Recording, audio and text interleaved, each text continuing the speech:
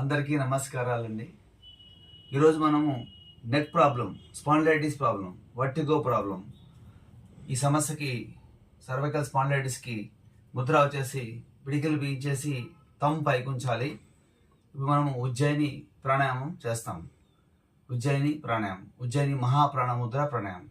గొంతులో నుంచి హాయిగా 4 సెకండ్ల పాటు గాలి తీసుకోవాలి. 2 సెకండ్లు ఆపాలి.